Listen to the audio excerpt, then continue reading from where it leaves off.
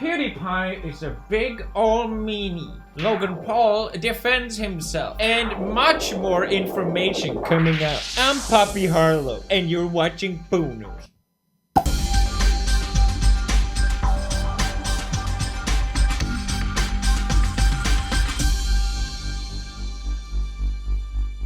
Good evening. I'm Poppy Harlow. You're watching Poo News, the most news site. As you may have heard, PewDiePie got into trouble in the media recently. I hate that guy. I don't even care that it was a deep fried meme. The fact that he posted it speaks volumes. I feel like I'm probably better off not talking about this, but I want to share my thoughts. I didn't know much about Demi. I've only really just played her video game a few years ago, and I realized that it's for kids.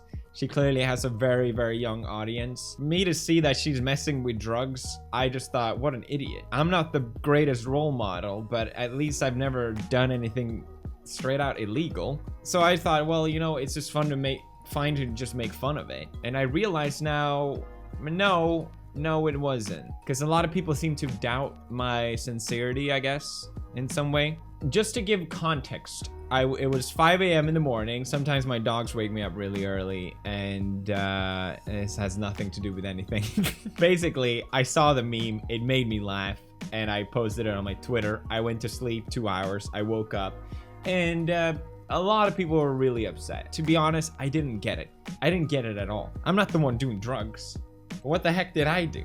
The meme is so ironic and so stupid, talking about like a boss. I was like, she's still alive. What's the problem? If anything, this is a way to snap out of it. Like, yeah, you were an idiot. So the fact that people came after me, I was really trying to understand why. So I read up on addiction. I try to decipher in between the "you should burn in fire" messages. Because also, a lot of people were saying that I was making fun of mental health.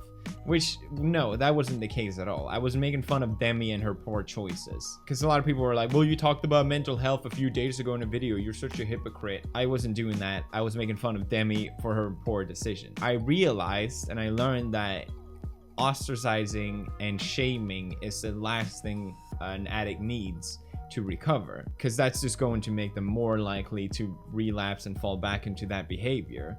What an addict needs is support and help from friends and family, and I think the public as well. And I also learned that this is her second time she's dealt with drugs. I just thought, I'm really just kicking on someone that's on their complete lowest. I get why people are upset. This was wrong for me to do. It was a bad thing to do. I don't think it was the worst thing in the world, but it wasn't a nice thing. I can definitely say that. So I thought, okay, you know what? I'll just delete it, and I'll apologize sincerely, and that should be it. How foolish I am.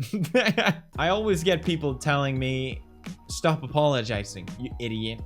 What are you doing? You're just making things worse. Anytime you apologize to these people, they don't care, and they're just gonna shame you even more. I think that's what happened. BBC posted about it, NBC posted about it, BuzzFeed. I think the BuzzFeed journalist on her Twitter called it the hellfire or something like that. Like, this is the hell we live in.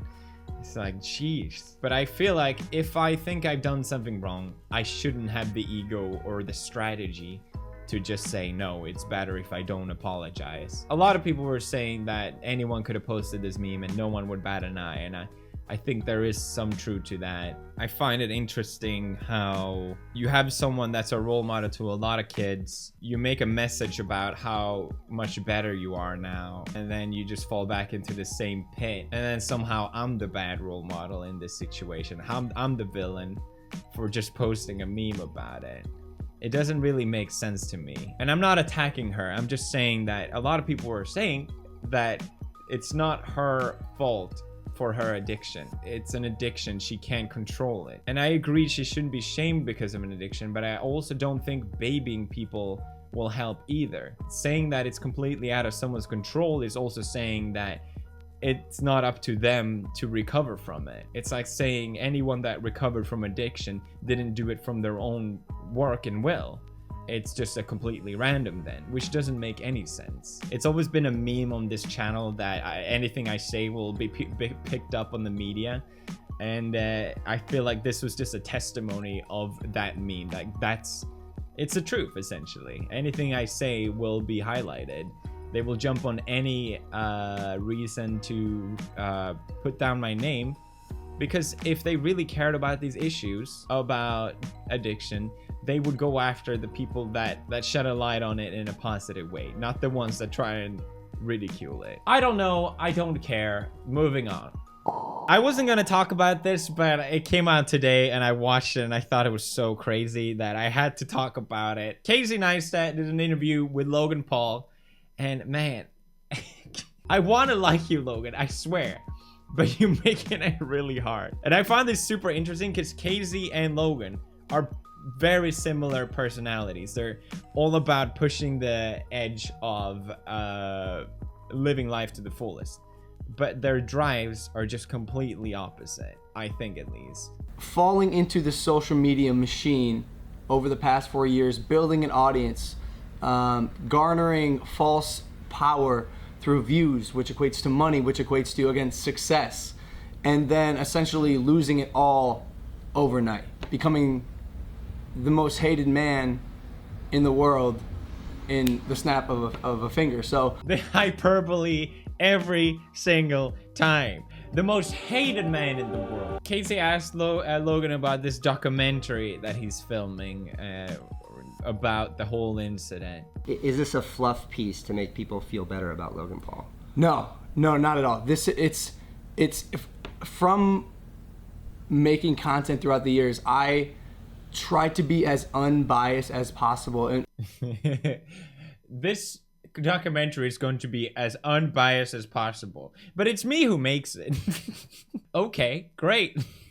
I'm sure it'll be very unbiased. I think people should, can, or will sympathize with me. Let's be honest, Casey.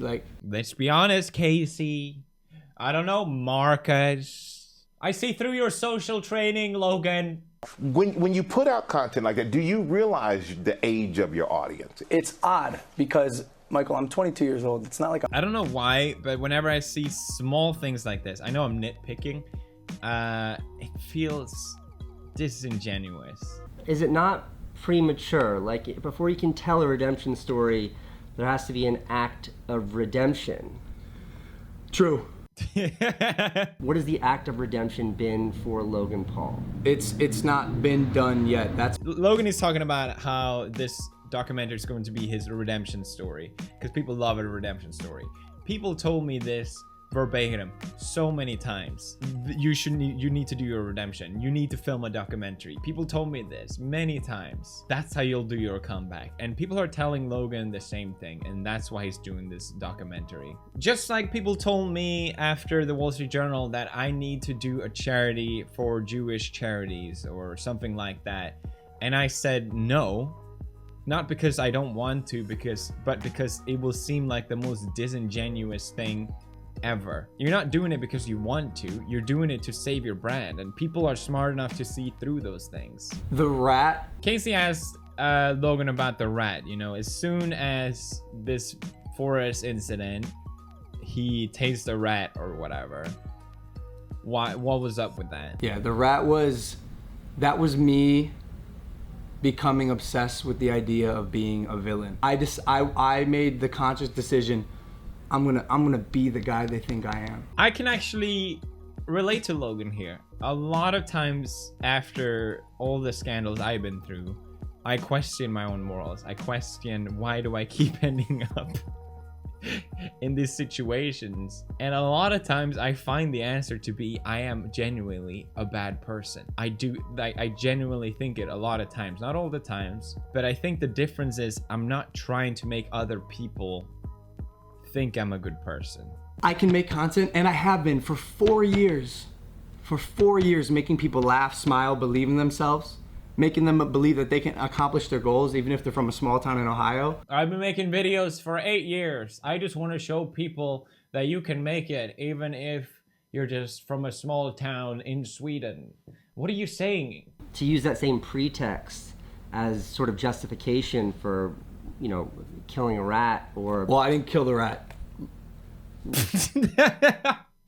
Just shut up. It doesn't matter at this point. Don't defend these things. It's the same with me when I dropped the N-bomb. A lot of people are like, he said it to another person. And I always want to say, no one heard me say it. But I'm not going to use that defense because it doesn't matter. That's not what people took out of it. Some of the other more controversial, sensational things you've done, running around Japan wearing silly outfits, so that being insensitive to culture. Apparently, for some reason, Casey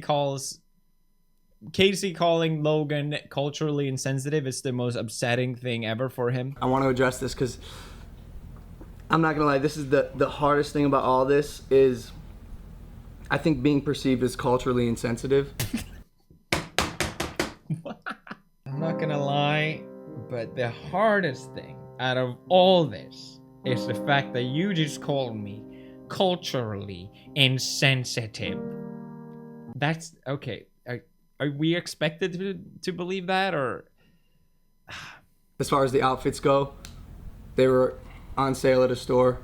The outfits were on sale on the store, so then it's okay. Right next to the temple that we were at for tourists. Do we not buy the outfits? Maybe he just doesn't understand what it is. There's a difference between culturally insensitive and insensitive. But it also doesn't matter. And you don't seem to understand why one is offensive anyway, so... I'm vegan now.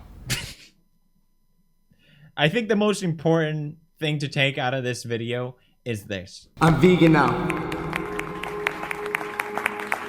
I'm vegan now. I'm a good person. Why do you think you being vegan is relevant to anything? Doing what you want to do to achieve your goals, which is always, like I said, it's always been that. But all that stuff is overlooked when you make a mistake or... I can agree again with Logan here. He's done good. I mean, I don't agree with it, but he thinks he's done good, like inspiring kids. And I can relate to that. I think I've done a lot of positive with my channel as well. That never gets highlighted, but I don't feel the need to constantly tell people like, I'm a good person. Look, done all these things. I've done all these charities. I've done all these things. Look, I'm a good person. That shouldn't be your mission to keep reminding people. So then Logan talks about how it led up to all this scandal. Like he was just constantly making videos and not thinking what he was doing. We got so caught up in creating that we did not stop to think about what we were making and whether or not it was right. Because you make it, you put it out. We were on autopilot essentially. Which is, it's extremely dangerous when you're broadcasting to an audience of 5 to 7 million people every day. And so there was no thinking. It was create content, not, okay, hey, take a step back, slow down, breathe. Do you believe that, or is that bullshit? Because if that mission is the same as this momentum, this autopilot, where's the distinction between wanting to do good and wanting to, looking for sensationalism that will drive clicks? I'm not sure I understand the question. Casey asked such a great question. I'm not sure I understand the question. This is too much of a mumbo jumbo. He's saying that if you're just on autopilot and you're not thinking about what you're doing, how can you say that you care about spreading a positive message and not just caring about sensationalism? I understand. Do you, Casey? Do you understand? Okay, I can go on, pick details, whatever. You should watch the interview. It's interesting. A lot of people gave Casey for doing this. I think it's good to create a dialogue. It's a shame how people are so militant towards people they don't like that they won't even talk to them. Because that's really how you create division more than anything, which just leads to more hate. I think he's doing a noble thing. But the final point I find hilarious. Because Casey praises Logan's anti-suicide video, the video he did after the whole thing. And the response from Logan is just... Because that video, I think, had a very important message behind it. I liked that video. I tweeted that I liked that video and I got shit for it. But did it show you did it demonstrate to you that your channel is capable of so much more, and your reach is capable, and your voice is capable of so much more than just sensationalism and views? Yes. Did it change you away from sensationalism and views? That was the question. His answer. It's the most viewed anti-suicide PSA ever. It's the most viewed ever. I am so great. I have the most viewed PSA anti-suicide video ever. I don't care about sensationalism or views. I have learned. I really want Logan to come back, but I don't think he can until he's completely honest. Because people are constantly going to be skeptical, especially at this point. I think this entire interview, Logan is trying to give the answer that he thinks KZ wants. And my tip for Logan, unsolicited advice, would be question yourself why these titles are important to you. Oh, I'm vegan, or you can't call me culturally insensitive, and why you care that your video anti-PSA has the most views. Why is that important to you? And I'm asking you to, honestly, is it to reach more people, or is it because you like things to be big? Because we've seen only evidence for that so far. So that's all people are gonna see. Your intention might be different, but I doubt it. Next news, Twitch added GIFs. It's adding GIFs. That's crazy. All right, we're out of time.